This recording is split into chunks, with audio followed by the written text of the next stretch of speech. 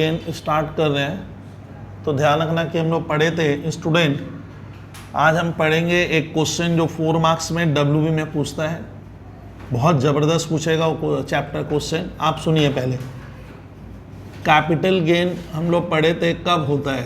Capital gain, gain माने benefit, होते ही आपको टैक्स देना पड़ता है। तो कैपिटल गेन याद रखिएगा, मैंने बताया था कैपिटल गेन तभी होगा जब अपने कुछ ट्रांसफ़र करेंगे, यानी कैपिटल गेन साफ कहता है कि देयर शुड बी ट्रांसफ़र हमें करना होगा, और किसका? कैपिटल एसेट्स का। These are the basic condition. यानी कैपिटल गेन कब होता है? तो कंडीशन नंबर 1, कैपिटल गेन होगा ट्रांसफ़र करोगे। ट्रांसफ़र एक बच्चा कहता है सर समझता नहीं हूँ, तो ट्रांसफ़र मैं बता दिया था। नॉर्मल मीनिंग होता है सेल, एक्सचेंज, रिलिंक्विशमेंट, एक्सटिंग्विशमेंट। ट्रांसफ़र मतलब भैया हो रहा है आप सीधी बात करो तो सेल कर दे रहे हो। क्या सेल करना होगा? सिर्फ एसेट्स नहीं, हमेशा ध्यान रखना हमें कैपिटल एसेट्स सेल करना होगा। सेल भी किसका होगा?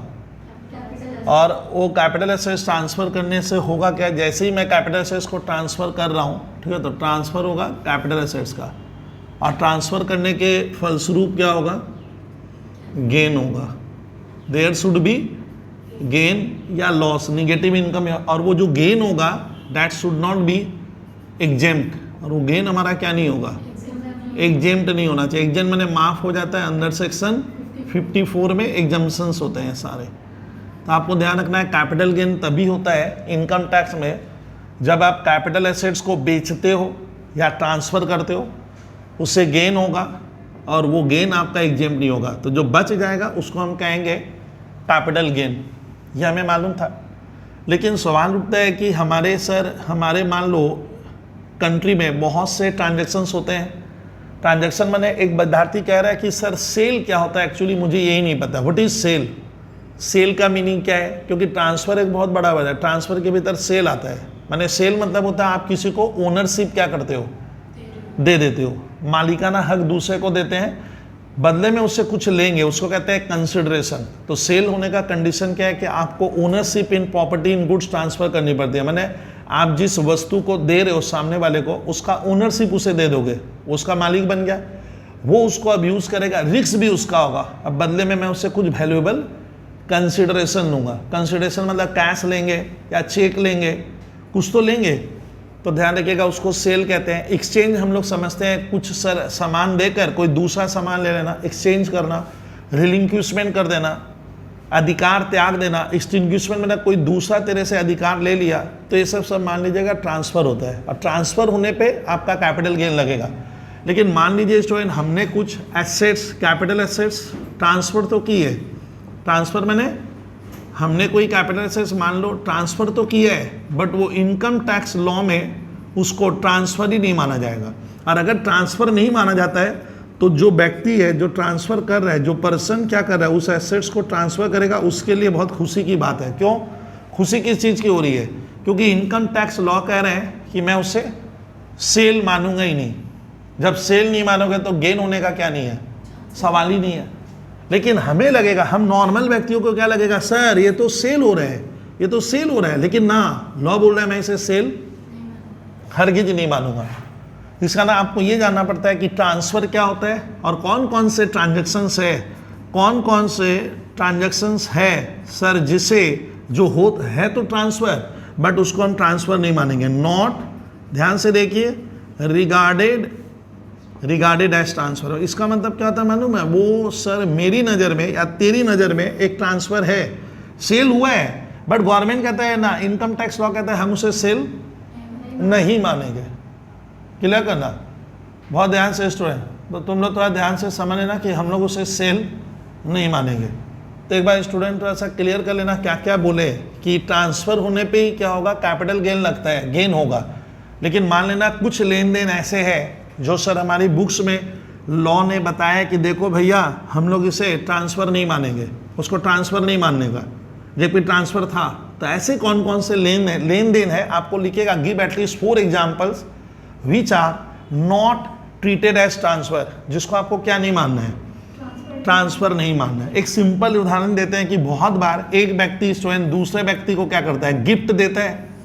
तो गिफ्ट देते समय क्या दिक्कत होती है, देखो मैं किसी को गिफ्ट दे रहा हूँ, गिफ्ट क्या दिए, मान लो हमने कोई ज्वेलरी वगैरह क्या की है, गिफ्ट दी है। तो गिफ्ट दे रहे हो तो मन में क्या है, तो बोला मैं तो उसको गिफ्ट दिया हूँ, अब इसको ना हमने पकड़ लिया, बोला ये टैक्स दे, क्योंकि तुम अपना ज्वेलरी सामने वाले को क्या कर दिया, गिफ्ट देने का मतलब वो मालिक बन गया, और वो मालिक बन गया मतलब ओनरशिप क्या हो गया, ओनरशिप मैंने हक हमने क्या कर दिया, इसको दे दिया। अब वो प्रॉपर्टी क्या होगी, उसकी होगी।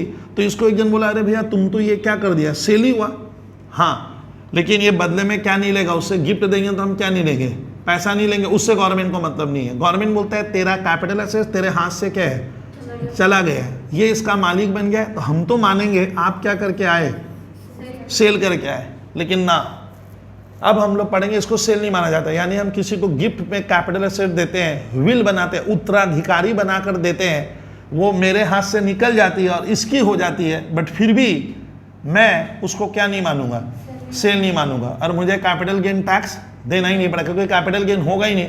तो आपको आज वो लेन देन लिखना है, what are the transactions that are not treated as transfer. जबरदस्त एक क्वेश्चन है, WB बोर्ड तो मान लीजिए इतनी बार पूछता है कि उसका कोई भरोसा नहीं है। तो आपको क्या आज क्वेश्चन में क्या लिखेंगे, सर ऐसे कुछ लेन देन उल्लेख कीजिए, मेंशन कीजिए जिसको ट्रांसफर नहीं मानेंगे, पहले वो करेंगे फिर आगे बढ़ते हैं। तो आप लिख लो, बहुत ज़बरदस्त थ्योरी स्टार्ट हुई है और ये 4 मार्क्स में आएगा। Transfer not TREA treated as transfer. अब ध्यान दीजिए आप लोग, सारे विद्यार्थी को थोड़ा ध्यान देना होगा। हम ट्रांसफर नॉट ट्रीटेड एज क्या, ऐसे लिख दो इसको, इस क्वेश्चन को ऐसे लिखो, ट्रांजैक्शंस लिखो, transactions not treated as transfer, माने कौन कौन से लेन देन हम ट्रांसफर नहीं मानेंगे। ठीक है, ये आएगा 4 मार्क्स का। एक सर एवरग्रीन को मैंने कितनी बार ये बोर्ड में आएगा, इसका कोई अंत नहीं होगा, आप लोग को पढ़ के जाना है। लेकिन हम उसको ट्रांसफर नहीं मानेंगे, मैंने सेल नहीं मानना, कैपिटल गेन नहीं लगेगा। देखो एग्जाम्पल नंबर 1, सर क्या क्या आएगा, तो स्टार्ट करते हैं। सर मैं बताऊंगा, आपको खाली लिखना है। नंबर 1 लिखो, टोटल और partial partition of HUF।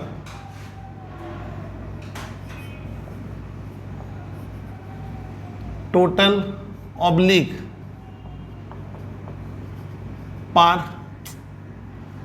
Partial partition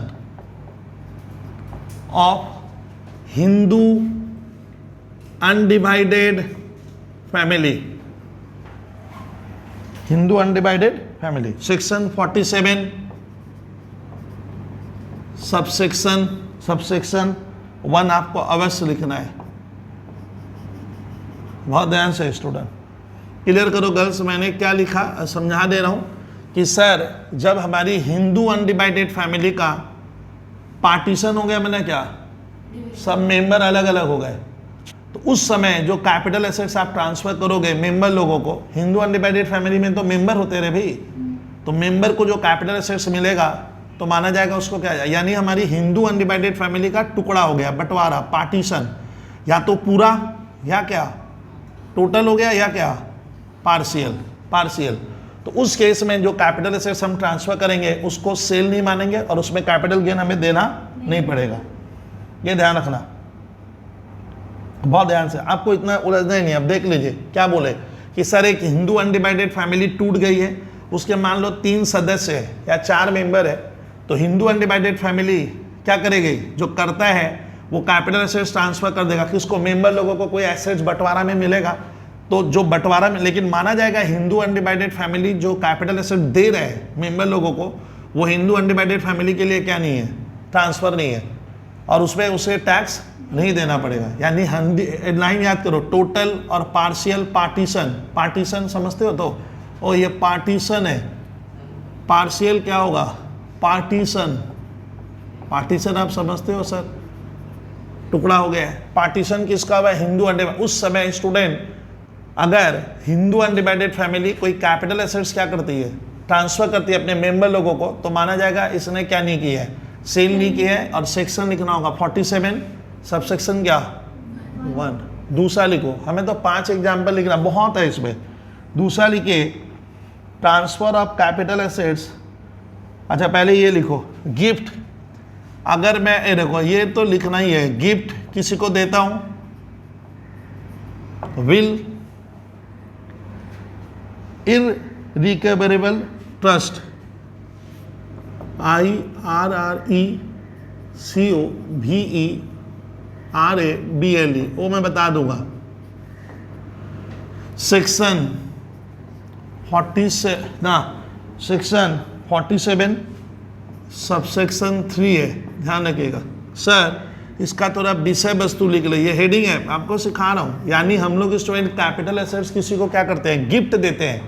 gift देते हैं, उत्तराधिकारी बनाना माने विल के तौर पे देते हैं, और इस तरह से कैपिटल एसेट्स को दिए ना जो जिंदगी भर मुझे वापस नहीं मिलेगी, उसको क्या कहते हैं, ये पढ़िए आप, रिकवरेबल ट्रस्ट। आगे क्या है, इररिकवरेबल, मतलब रिकवरेबल माने जो चीज वापस मिल जाएगी, और यहाँ पे लिखा है इररिकवरेबल ट्रस्ट माने होता है आप ट्रस्ट बनाए और कोई एसेट्स किसी को क्या कर दिए, ट्रांसफर कर दिए, और इस तरह से कैपिटल एसेट्स को ट्रांसफर किया कि आप उससे वो वापस ले नहीं पाओगे, मिलेगा नहीं आपको वापस, तब होता है क्या, रिकवरेबल नहीं, क्या इररिकवरेबल ट्रस्ट कहते हैं।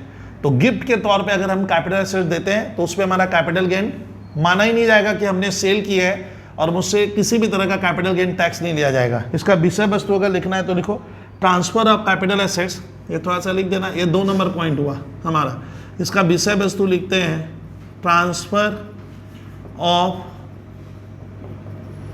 कैपिटल एसेट, लिखिएगा स्वयं under a gift.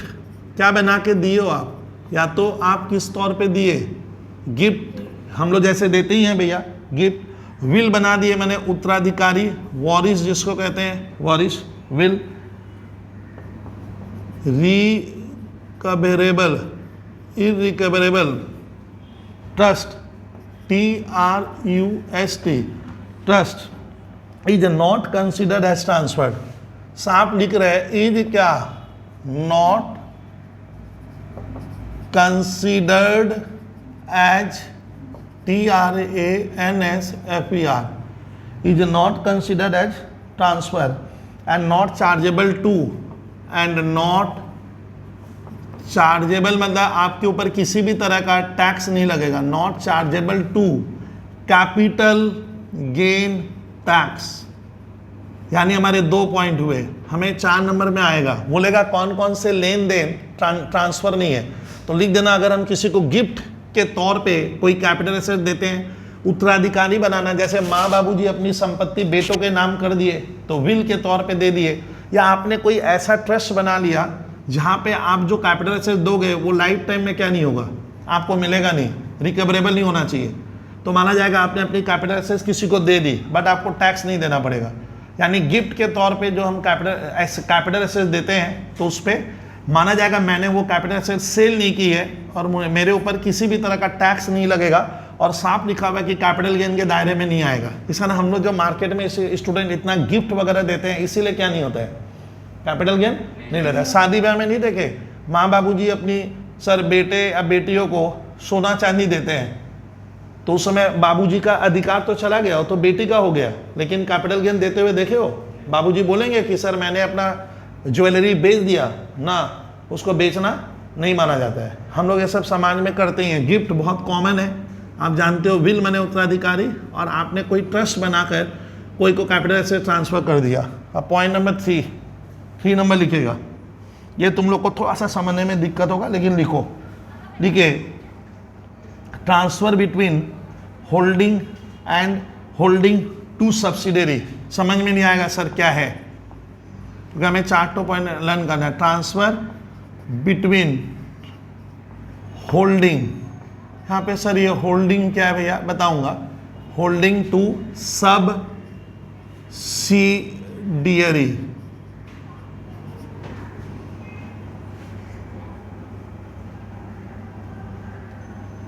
Section 47 subsection 4।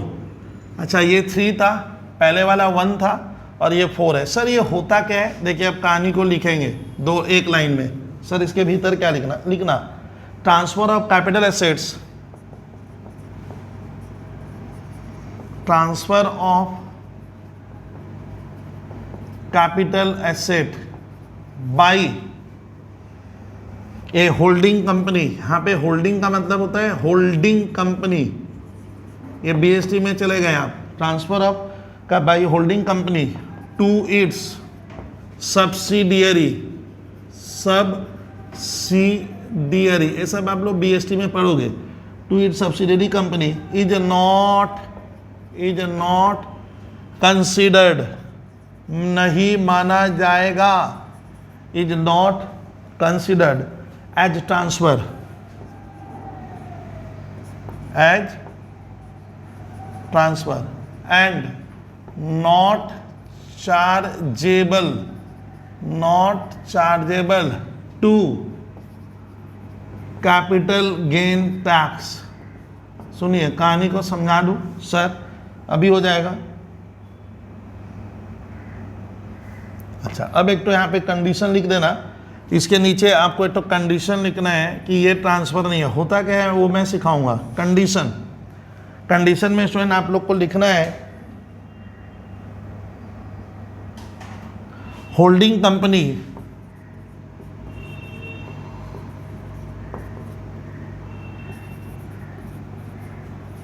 ऐसा should hold 100% shares in subsidiary company, shares in subsidiary company, subsidiary company. और दूसरा ये कंडीशन है, और दूसरा लिखो subsidiary company should be an Indian company, should be an Indian company. बस हो गया।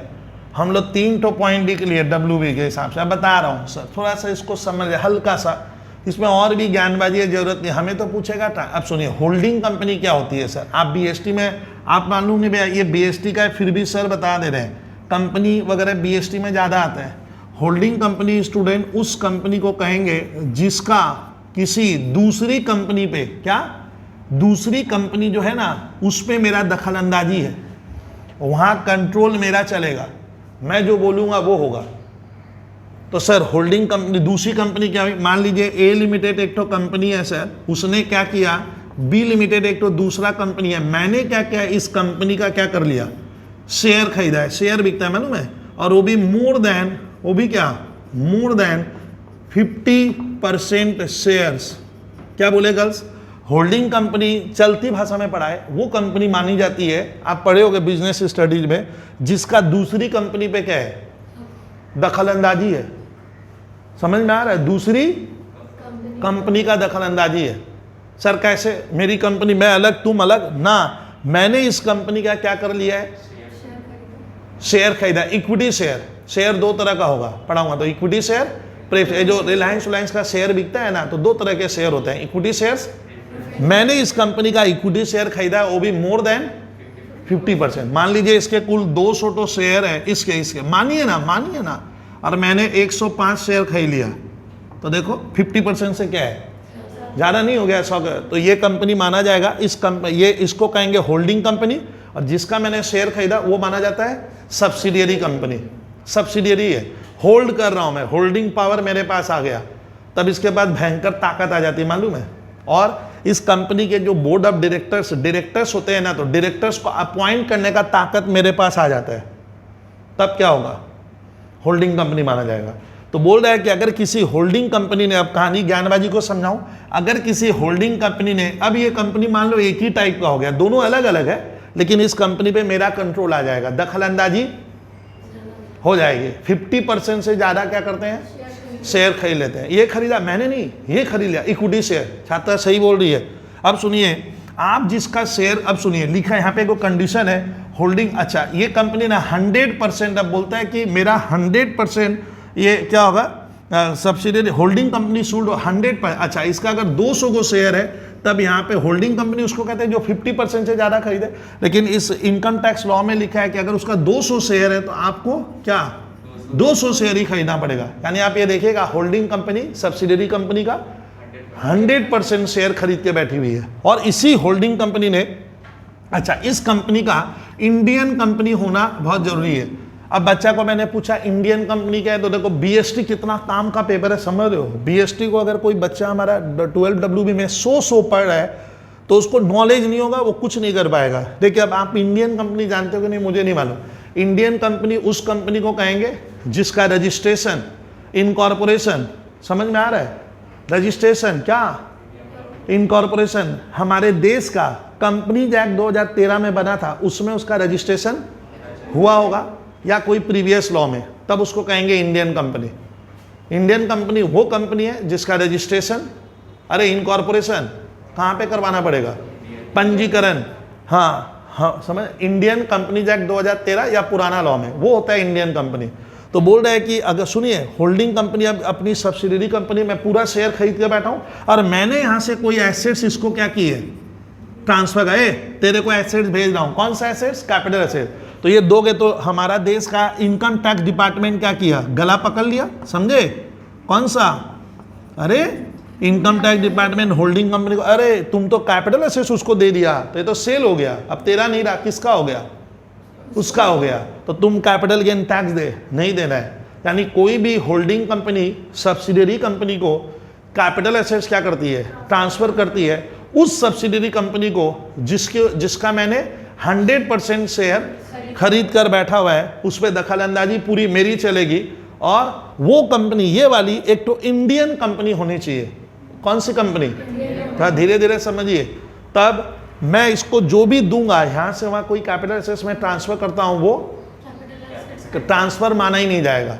नहीं बोला कि मैंने उसको क्या किया, कुछ ट्रांसफर किया, लेकिन वो ट्रांसफर नहीं माना, जबकि सेल हो गया, इनकम टैक्स आके पकड़ा, इसको गला पकड़ लिया, बोला तुम तो उसको दे दिया तो तेरा तो हक खत्म हो गया, ये तो सेल ही है, it's a type of a sale आपकी, लेकिन ना इसको ट्रांसफर नहीं माना जाता है। तो क्या याद रखना, ऐसे याद रखना, होल्डिंग टू सब्सिडरी, ट्रांसफर किसके बीच में हुआ, holding company to subsidiary company. Subsidiary company कौन सी होनी चाहिए, इंडियन कंपनी होनी चाहिए, और मैंने उसका पूरा 100% शेयर खरीदा है। अगर आप ऐसा शर्त दिखा देते हो तो ये कंपनी बच जाएगी, और इसको ये जो एसेट्स मैंने इसको दे दिया ये क्या नहीं होगा, ट्रांसफर नहीं माना जाएगा, और इसको कोई कैपिटल गेन निकालने की क्या नहीं है, जरूरत नहीं पड़ती। ये एकदम रट लेना, ये तुम लोग के सिलेबस के बाहर हो जाता है, लेकिन क्वेश्चन आता है 4 मार्क्स में, बोलता है 4 गो पॉइंट लिखो बच्चा, तो 3 तो लिखे, अब चौथा इसका रिवर्स होगा।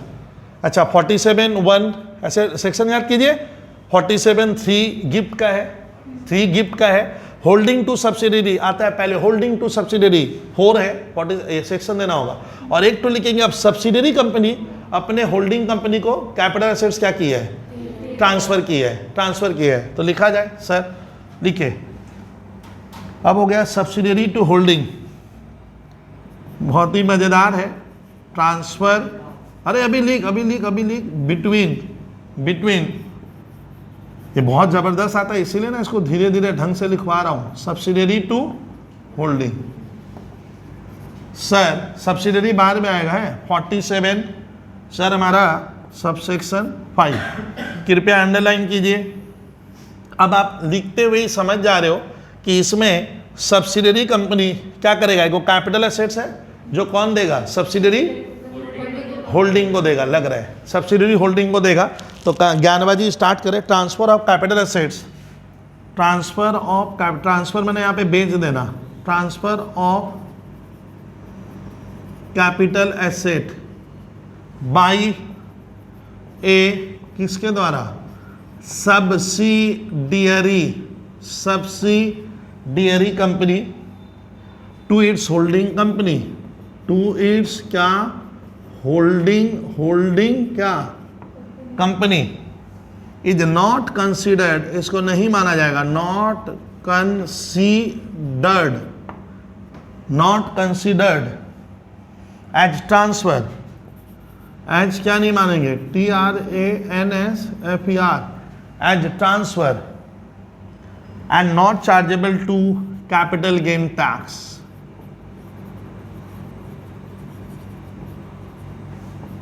टू क्या, कैपिटल बात कीजिए, gain tax.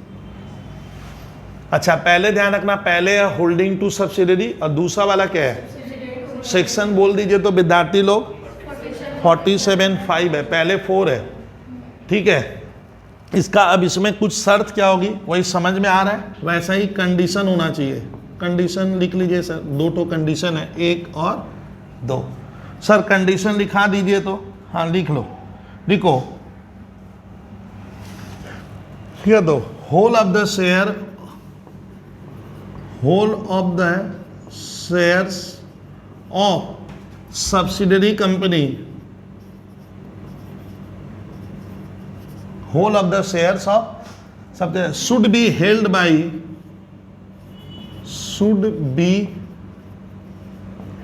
by holding company. थोड़ा अर्थ लगाइए तो बोलता है सब्सिडरी कंपनी का जितना भी शेयर है किसका, वो सारा होल्डिंग कंपनी अपने पॉकेट में दबा कर बैठा, उसका सारा शेयर मेरे पास है, ये ध्यान रखिएगा। और इस बार लिखा है होल्डिंग कंपनी शुड बी होना चाहिए, should be and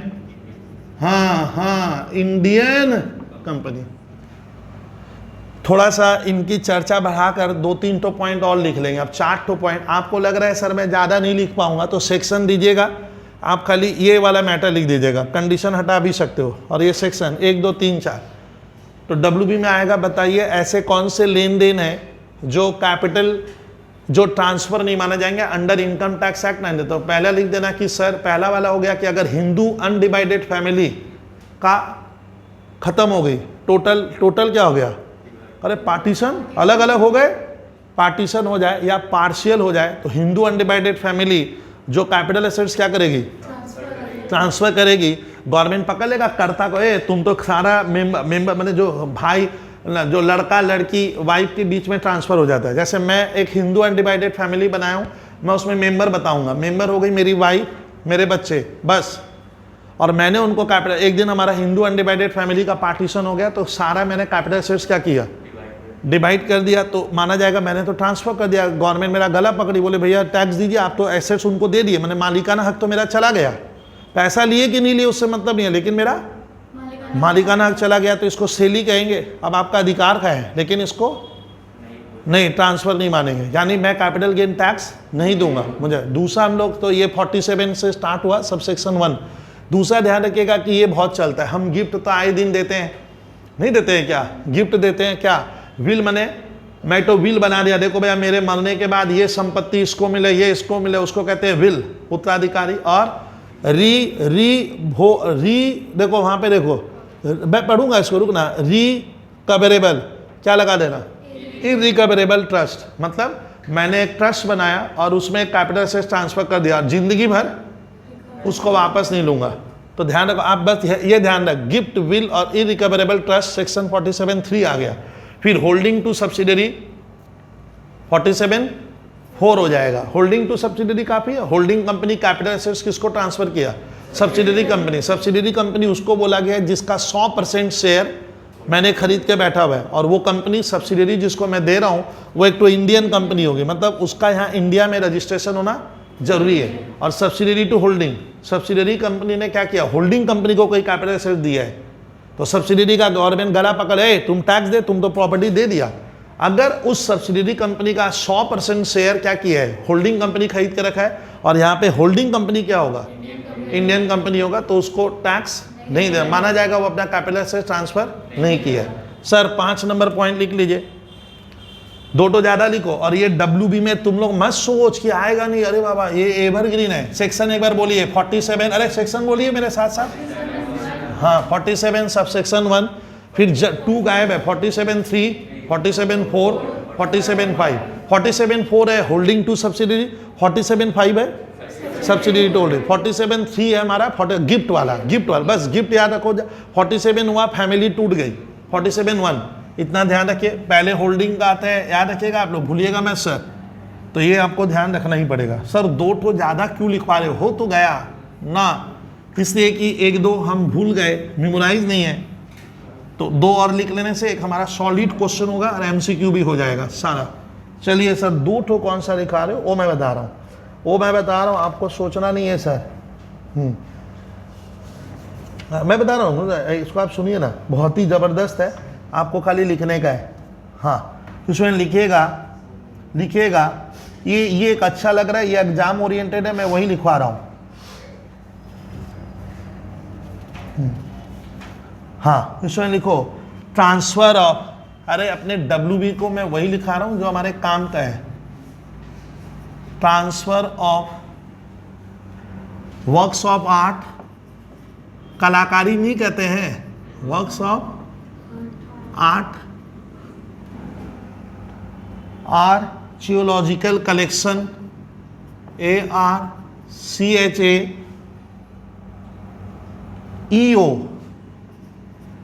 logical collection. ये होता है विद्यार्थी जो पुराने जमाने का क्या है, जो हम लोग कुछ संग्रह जमीन उमीन से खोद के वो सब पुराना सामान, उस तरह का कोई कलेक्शन, आर्चियोलॉजिकल कलेक्शन।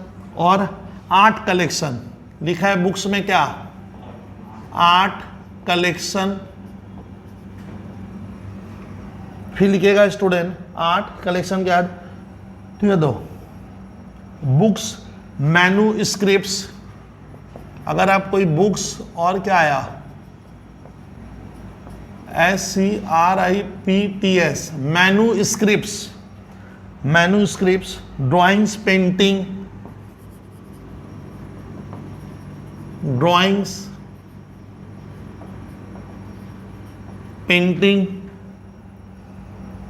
फोटोग्राफ्स,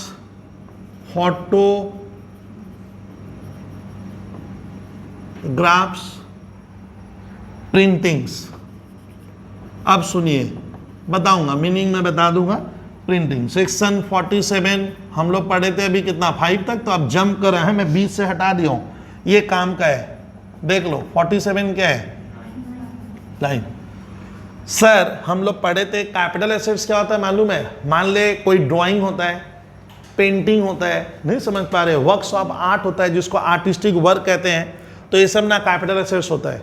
अगर आप इसको बेचते हो क्या, तो कैपिटल गेन टैक्स लग जाएगा।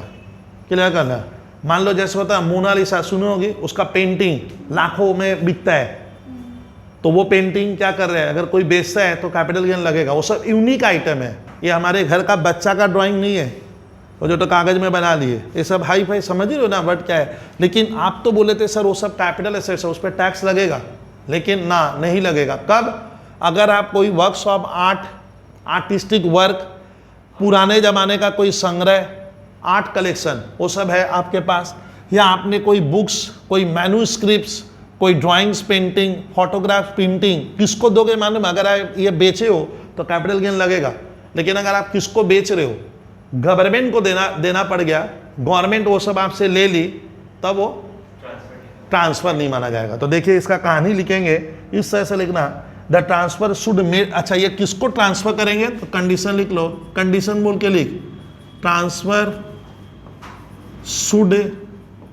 Made to. सर किसको ट्रांसफर करेंगे, तो देख लिखा है transfer should be made to, transfer should, एगो बी डालो बीच में, बी मेड टू गवर्नमेंट। ओ, ट्रांसफर किसको करोगे, गवर्नमेंट को कर रहे हो। यूनिवर्सिटी आप जानते हो, जैसे Kolkata university, Oxford university, Delhi university, जो भी है सर। नेशनल म्यूजियम को कर रहे हो, म्यूजियम में तो जाते हो, वहाँ तो पुराने ज़माने का संग्रह बहुत सा देखते हैं, क्या नेशनल म्यूजियम को कर रहे हो, कहानी को बना रहा हूँ। आर्ट गैलरी को कर रहे हो, ये सब संस्थाएं, किसको किया आप, आर्ट गैलरी है उसको ट्रांसफ़र किया, इन संस्थाओं को ट्रांसफर कर। नेशनल आर्चिव्स को कियो, ये सब नाम आप खोज लीजिएगा, ये सब संस्थाएं हैं, RCHIVS, नेशनल आर्चिव्स को कियो। और एनी इंस्टीट्यूशन नोटिस, और कोई भी संस्था, एनी इंस्टीट्यूशन या किसी को भी कियो, नोटिफाइड बाय, जिसको गवर्नमेंट ने नोटिफाई, सेंट्रल गवर्नमेंट ने नोटिफाइड कर दिया है, सेंट्रल गवर्नमेंट। मजेदार है ये, बहुत जबरदस्त आता है ये वाला part. National government to be national importance, to be, बता रहा हूं इसका ना बॉयज गर्ल्स हमने क्या सीखा कि अगर मैं कुछ ट्रांसफर करता हूं, नाम याद करो, works of art, artistic work, समझे, फिर आर्चोलॉजिकल कलेक्शन मैंने वही संग्रह पुराने जमाने वाला, बुक्स है, कोई ऐसी बुक्स नहीं है अकाउंट्स की, ये सब नहीं, पुराने जमाने की होती है ना हाई फाई बुक्स है, कोई मैन्यूस्क्रिप्ट्स है, कोई ड्राइंग्स, पेंटिंग, याद रखिएगा ड्राइंग्स, पेंटिंग, फोटोग्राफ्स, प्रिंटिंग, लेकिन आपसे लिया कौन है? गवर्नमेंट लिया है। अगर आप गवर्नमेंट को ट्रांसफर करते हो, मेरे को नहीं, गवर्नमेंट को ट्रांसफर करोगे तब आपको कैपिटल गेन देना नहीं पड़ता। गवर्नमेंट का नाम आया, यूनिवर्सिटी आया, देखिए म्यूजियम जहाँ पे ये सब सामान तो रहती, हम जाते हैं, जैसे नहीं होता है क्या, नेताजी म्यूजियम गए सर, वहाँ देखे पुराने ज़माने का तो सामान वहीं मिलता है, तो आप याद रखिएगा नेशनल म्यूजियम बोला है, यूनिवर्सिटी बोला है, गवर्नमेंट, 3 नाम तो लिखना, आर्ट गैलरी, नेशनल आर्चिव्स, या कोई भी संस्था जिसको सेंट्रल गवर्नमेंट ने उल्लेख कर दिया कि इसको दोगे तो हम आपसे कैपिटल गेन नहीं लेंगे, अन्यथा क्या होगा? कैपिटल गेन टैक्स लग जाता है। ये कैपिटल एसेट्स है सारा का सारा, ये भी बिकता है बाजार में, मालूम है, पेंटिंग बिकती है लाखों में, तो पेंटिंग तो उसके लिए क्या हो गया, एक तरह का कैपिटल एसेट, तो बेचा 2 लाख 5 लाख मिल रहा है, टैक्स लगेगा, लेकिन इन सब मामलों में नहीं लगेगा। तो ध्यान रखिएगा, इसका सडनली सेक्शन हम 47(5) से ऐसा आर्टिस्टिक वर्क याद रखना किस में चला जाएगा, 47(9) में चला जाएगा। इसको क्या नहीं मानने का, हाँ, अगर क्वेश्चन में आएगा कि एक व्यक्ति पेंटिंग गवर्नमेंट को दिया है, तो बोलिए ये ट्रांसफर है कि नहीं है? नहीं है। गवर्नमेंट आया, यूनिवर्सिटी याद आएगा, नेशनल म्यूजियम आपको याद रहेगा, आर्ट गैलरी मुझे लग रहा है, उम्मीद रह रहा है याद रहेगा, नेशनल आर्चिव छोटे छोटे बड़े याद रहेगा, 4-5 बार पढ़ेंगे। और लेकिन सारे, और कोई भी व्यक्ति को आप दे दो, इंस्टीट्यूशन जिसको सेंट्रल गवर्नमेंट ने चिन्ह इसको देगा, तो हम मानेंगे कैपिटल, आपने एसेट्स ट्रांसफर नहीं किया। अगर आप कोई उस नोटिफाइड संस्था को देते हो, गवर्नमेंट नोटिफाइड कर देती है, बता देगी, बस आपको ये ध्यान रखना पड़ेगा। एक तो ये ध्यान रखना, मैं बताऊंगा, आप खाली ध्यान से देखिए ना, ठीक है। एक स्टूडेंट मैं चाहता हूं ये वाला थोड़ा पढ़ाई दूं, ये बहुत ज़बरदस्त है, इतना हम लिख देंगे, 4 पॉइंट लिखना, 4 पॉइंट लिखोगे, मैं लिखवाऊंगा, आपको सारा नहीं लिखवाऊंगा, जरूरत नहीं है। नोटिफाइड रिवर्स मॉर्गेज स्कीम, ये थोड़ा हटकर है, इसको थोड़ा बहुत ही खूबसूरती से समझेंगे, ये बहुत ज़बरदस्त है। नोटिफाइड रिवर्स मॉर्गेज स्कीम, बस बहुत है, हम लोग इतना पढ़ लेंगे तो मान लेना बीकॉम की छात्र भी इतना नॉलेज में नहीं रखते हैं।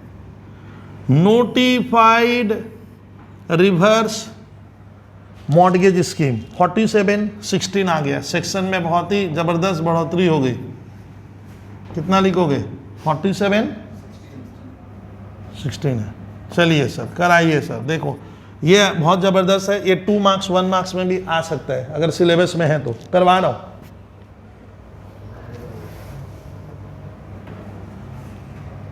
बता रहा हूं, सुनना। ट्रांसफर ऑफ कैपिटल एसेट्स, अगर हमने कोई कैपिटल एसेट ट्रांसफर कर दी, transfer of capital asset in a transaction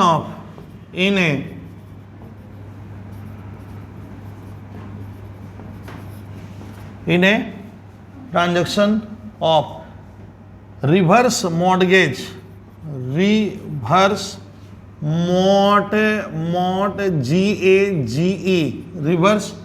mortgage under a scheme made, under a scheme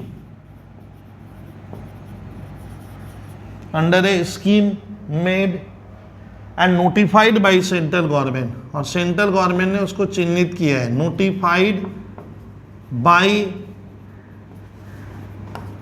central government,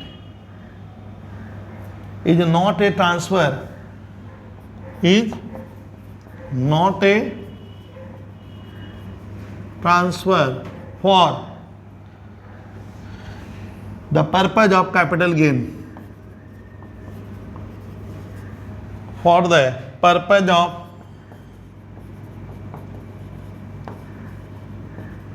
capital gain.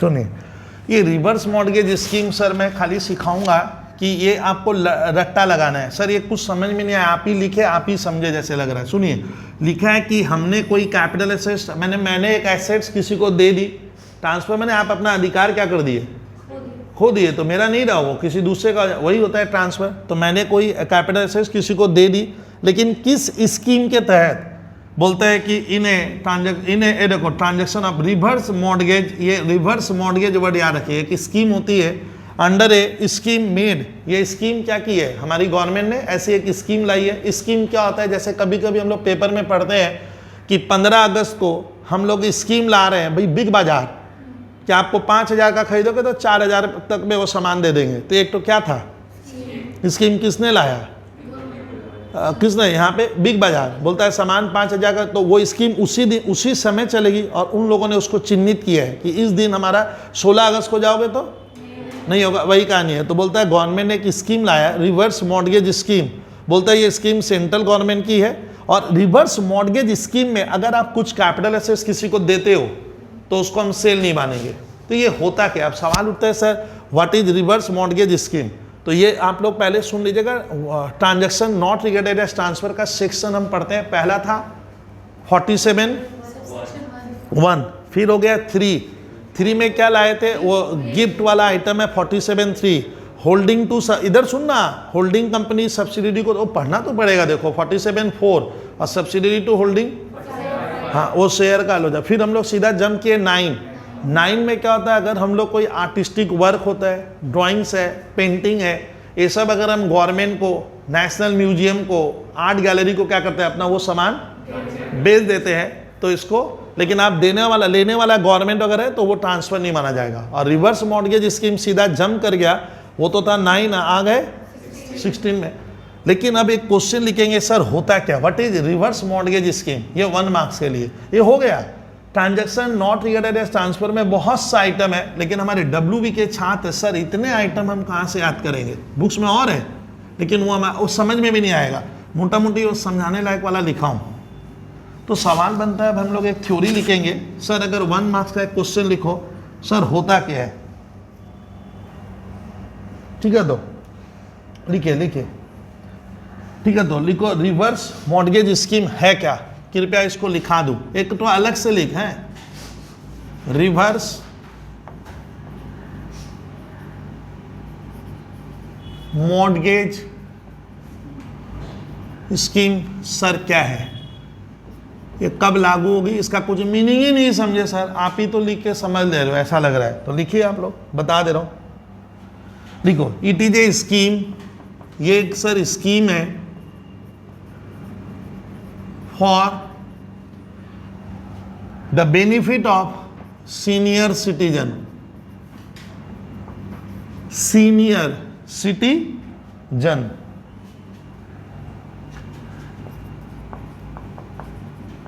जरा अर्थ बताओगे। बोलता है ये एक ऐसी स्कीम है जो सीनियर सिटीजन को फायदा पहुंचाएगी। सर छात्र पूछ रहा है, सर सीनियर सिटीजन कौन है, हम लोग यहाँ पे जितने सिटीजन माने नागरिकता, हम लोग सभी इंडिया के नागरिक है, लेकिन हम लोग कोई भी यहाँ पे गर्ल्स सीनियर सिटीजन नहीं है। सीनियर सिटीजन वो इनकम टैक्स में वो माना गया है जिसकी उम्र 60 हो, परफेक्ट 60। तो बोलता है ये स्कीम किसके लिए लाई गई है, अच्छा ये वाला तो स्कीम है हमारे लिए, हम इसका फायदा नहीं ले पाएंगे, इट इज ए, हाँ अच्छा। फिर सुनिए ना, senior citizen, such senior citizen hold a residential property. ओ सर, वो जो सीनियर सिटीजन है विद्यार्थी, उसके पास एक ठो रहने, रेसिडेंशियल प्रॉपर्टी उसको कहते हैं जिसमें हम रहते हैं, उसके पास एक ठो क्या है, रहने का रेसिडेंशियल हाउस प्रॉपर्टी है उस व्यक्ति के पास, उसका अपना। देखिए फिर सीनियर सिटीजन सिटीजन लिखे, can mortgage their house, can mortgage, मैं समझा दूंगा meaning, their house with a scheduled bank. अब तुम लोग भैया शेड्यूल्ड बैंक बीएसटी में पढ़ लेना, विथ ए शेड्यूल्ड बैंक और housing finance company, housing finance company, in return for lump sum amount, in return for LUMP lump sum amount और for a regular, और फॉर ए रेगुलर वो समझा दूंगा मैं, monthly oblique quarterly, monthly oblique quarterly oblique annual income. बस समझ से आता हूं। देखिए ये स्कीम स्टूडेंट हमारे काम की नहीं है, ये स्कीम हमारी गवर्नमेंट ने लाया है सीनियर सिटीजन को बचाने के लिए। बहुत से सीनियर सिटीजन लास्ट में अकेले पड़ जाते हैं, कोई बचा नहीं घर में, खाली कॉट मेंबर, वो अकेला होगा या उसकी वाइफ होगी, बच्चा लोग अलग हो गया है, निकल गया है, तो बोल रहा है कि सीनियर सिटीजन के लिए ये स्कीम लाई गई है, रिवर्स मॉर्गेज कहते हैं। इसमें सीनियर सिटीजन के पास एक ठो अपने नाम से मकान, ऐसा मकान होना चाहिए, और वो सीनियर सिटीजन देख रहा है मेरा बुढ़ापा कैसे चलेगा, तो वो क्या करेगा, अपना मकान किसी बैंक को गिरवी रख देगा, ऐसे कागज पत्र क्या कर दिया, बैंक को बोला भाई आपका हो गया, तो वो मकान हम क्या करेंगे, अरे वो सीनियर सिटीजन मकान किसी बैंक में गिरवी रख दिया, मकान क्या उठाकर चक्का लगाकर ले गए क्या, ना, उसका कागज पत्र, तो उसको कहते हैं मॉर्गेज। आप तब अपना मकान एक बैंक वाले को क्या कर दिए, हक उनको दे दिया, कागज मदर डीड, उसका सेल डीड वहां जमा कर दिया, तो बैंक ले लिया वो कागज, लेकिन आपको रहने का, अब उस मकान में मैं रह पाऊंगा, तो मैं देकर क्या किया, या हाउसिंग फाइनेंस कंपनी, बीएसटी में पढ़े हो, हाउसिंग फाइनेंस कंपनी का एक तो नाम बताओ, तो जैसे LIC हाउसिंग फाइनेंस कंपनी, उनका काम क्या है, मकान खरीदने में आपको फाइनेंस देता है, वो होती है हाउसिंग फाइनेंस कंपनी। तो आप क्या किए, वो बुढ़ापा, वो व्यक्ति जिसकी उम्र 60 या उससे ज़्यादा, वो अपना मकान, तंगी पैसों की जरूरत है, तो गवर्नमेंट को क्या कर दिया, मतलब हमारी बैंक में गया, बोला दादा ये मकान का कागज दे के मुझे कुछ पैसा दो, बैंक को लग रहा है पैसा डूबेगा नहीं क्योंकि मकान गिरवी रख रहा है, वही तो बैंक उसको उसके बदले लम सम पैसा देगा, 5 लाख 10 लाख 20 लाख लम सम पैसा देगा, या वो बोला ना ना ना हम लम सम नहीं लेंगे, मुझे मंथली 5,000 10,000 जो भी है वो मंथली या आप एनुअली या क्वार्टरली मुझे दीजिएगा जिससे इनकम होगा। तो बता इससे बैंक का पैसा भी नहीं डूबेगा, क्योंकि बैंक के वहाँ में वो मतलब बुढ़ापे में वो आदमी क्या किया, घर वहाँ गिरवी रख दिया, बेचा नहीं है, और गिरवी रख कर क्या कर लिया, पैसा ले लिया। तो ये जो पैसा लिए ना, तो इनकम टैक्स क्या किया, सीनियर सिटीजन का गला पकड़ा, ओए आप अपना मकान दे के ले आए पैसा, लाइए टैक्स दीजिए, आप अपना मकान बेच दियो, लेकिन वो माना जाएगा, ट्रांसफर नहीं है, ट्रांसफर नहीं हुआ है, बट वो इसलिए किया था कि उसको पैसा मिले। अब तो हमारे मन में आ रहा है कि सर ये मकान छूटेगा ना, तो बैंक क्या करती है, उस सीनियर सिटीजन को जब लगेगा कि मुझे वापस अपना वो कागज वहाँ से छुड़वाना है, अरे वो कागज लाना होगा ना मॉर्गेज वाला जो दे दिए थे, नहीं तो मकान तो भी बैंक के पास है, समझे ना, तो उसको तो एहसास होगा कि मैं लाऊं, तो वो बाद में वापस क्या करेगा, जो पैसा उन लोगों से लिया था लोन लमसम, वो उनको क्या कर देगा, विथ इंटरेस्ट मकान उसका हो जाएगा, या उसके घर वाले, समझे, कौन बोलिए तो, अरे मैंने कहा मेरे बाबूजी है, लो पापा को बोले वहाँ रख दिए, पापा बोला जा बेटा तुम छुड़ा के ले आ मकान को, या तो छुड़वा लो, नहीं कर पाओगे तो आपके बाद क्या होगा, मकान बैंक उस मकान को क्या करेगा, खुद बेच देगा, उसका पावर दे दिए ना, वो बेच कर अपना पैसा वगैरह निकाल लेगा, और बाद बाकी पैसा जो होता है उसको रिफंड कर देगा। तो इस स्कीम को क्या कहते हैं, रिवर्स मॉर्गेज स्कीम।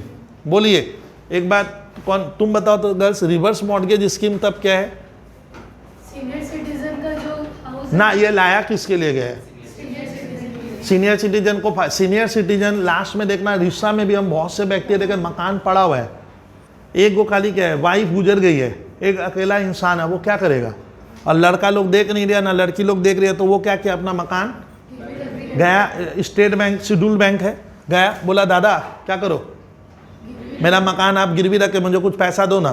तो बैंक देख रहा है कि ये व्यक्ति अकेला है, इसका डेथ होगा तो मकान हम लोग क्या करेंगे, ले लेंगे, इसको पैसा दे देते हैं। मान ले मैं ये जगह गिरवी रखा, तो मुझे बोला सर आपको 10 लाख रुपये आप दे सकते हैं, तो मैं बुढ़ापे को मैं 10 लाख रुपये उनसे ले लिया, लेके मैं अपना कुछ करूँ उससे, तो बैंक वहाँ हाँ, लेकिन उस पैसे को आप किसी मिस यूज में नहीं कर सकते, उस पैसे का आप यूज करेगा, बैंक नज़र रखेगा आप पे।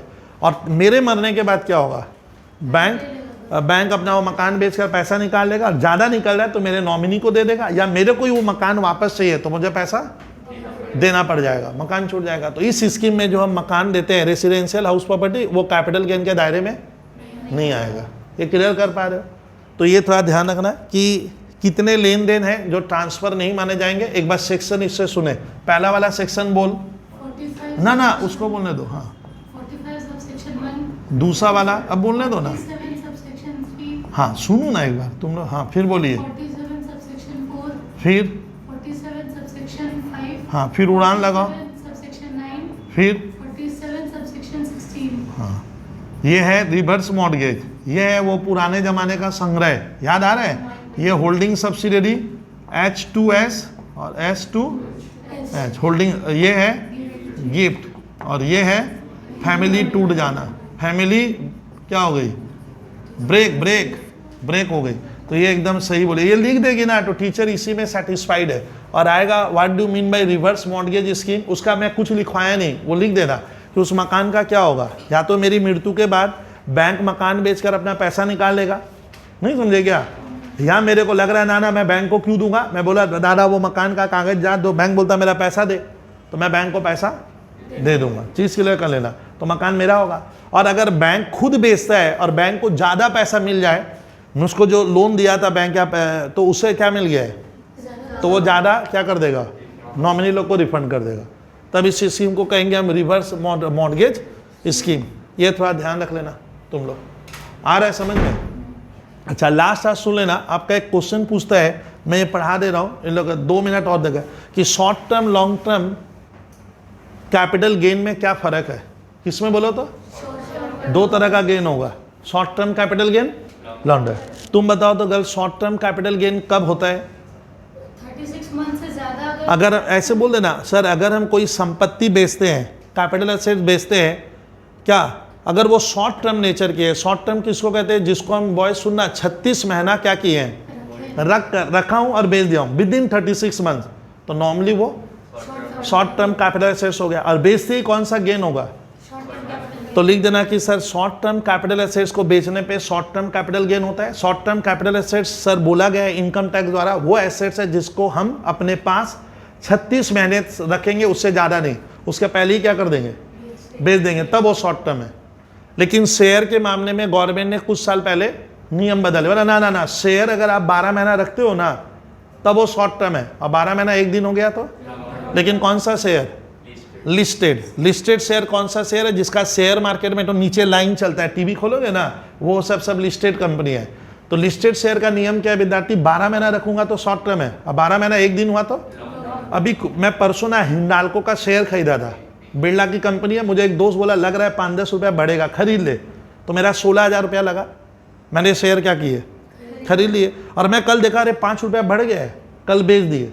कल बताइए तो मेरे को अब गवर्नमेंट गला पकड़ेगा? हाँ बबलू सर आप क्या किए, सुने शेयर बाजार से शेयर खरीदे 16,000 में और बेचे 16,500 में, तो आपको तो गेन हो गया। लेकिन मैं कितना दिन रखा था वो शेयर मालूम है, 3 या 4 दिन, जैसे 1 सप्ताह पहले खरीदे आज बेचे, तो वो शॉर्ट टर्म है ना long term, short term capital gain. तब शेयर के मामले में अगर 12 महीने के भीतर बेचूंगा तो शॉर्ट टर्म, 12 महीने के बाद बेचो, लेकिन वो लिस्टेड शेयर होना चाहिए। कौन सा, लिस्टेड शेयर्स। यूनिट्स बताए थे, यूनिट्स ऑफ क्या, unit trust of India, units of mutual fund under section 1023D और 0 कूपन बॉन्ड, यहाँ 12 महीने का नियम है। विद्यार्थी कितने महीने का? अच्छा अगर मैं कोई अचल संपत्ति बेचता हूँ, अचल जो हिलती डुलती नहीं है, मैंने इमूवेबल प्रॉपर्टी, तो उसमें 24 महीना। अच्छा लॉन्ग टर्म कैपिटल गेन के बारे में लिखना सर, अगर हम लॉन्ग टर्म कैपिटल एसेट बेचते हैं 36 महीने के बाद, तो जो गेन होगा वो लॉन्ग टर्म होगा। सर अलग अलग करके क्या फायदा, गेन तो गेन ही होता है, गेन तो ना। शॉर्ट अब लिखोगे शॉर्ट टर्म कैपिटल गेन का टैक्स जो लगेगा ना लिखना वो नॉर्मल रेट से लगता है। क्या लिखेगा कि long short term capital gain का जो टैक्स देना पड़ेगा ना, मुझे 500 रुपये का गेन हुआ, सेंट्रल गवर्नमेंट बोले अल्लाह टैक्स तो दोगे भैया, तो किस में देंगे हम? Normal rate. नॉर्मल रेट क्या होता है? फाइनेंस एक्ट में बताया गया है। किसमें? वो बोला है भैया इतना इतना इतना, हमारा फाइनेंस मिनिस्टर बोला है ऐसे टैक्स दीजिएगा, तो नॉर्मल रेट से दूंगा। लेकिन सुनिए, अगर लॉन्ग टर्म कैपिटल गेन हुआ है तो साधारणतः सेक्शन 112 में 20% के रेट से टैक्स लगेगा। तो दोनों में अंतर हो गया। क्या लिखना? शॉर्ट टर्म कैपिटल गेन पे टैक्स हम नॉर्मल रेट से देते हैं और लॉन्ग टर्म पे 20%। नॉर्मली 20% लिया जाता है। समझे? अच्छा, short term capital gain last सुन ले, अगर शेयर पे होता है, किस पे? लिस्टेड शेयर जो बेचे उचे उस पे होगा तो टैक्स का रेट हो जाता है 15%। कितना? वो स्पेस है, सेक्शन 111A में होता है। लेकिन लॉन्ग टर्म कैपिटल गेन का नॉर्मल रेट क्या है? अभी तो बोले 20%। ये दोनों के बीच में क्या है? फिर लिखना शॉर्ट टर्म कैपिटल गेन निकालने का जो पद्धति है, प्रोसेस है, वो क्या है? अलग है। मैं लिखवाया था तो अगले दिन। और लॉन्ग टर्म कैपिटल गेन का जो हम लोग निकालते हैं ना, तो उसको निकालने का तरीका अलग है। मतलब शॉर्ट टर्म कैपिटल गेन में इंडेक्सेशन नहीं होता है और लॉन्ग टर्म कैपिटल गेन में इंडेक्सेशन, तब तुम्हारा 4 नंबर वहाँ पे भी रहेगा। ठीक है, आज का क्लास ऑफ कर दे रहे। थैंक यू, ऑफ कर दो। मतलब हम लोग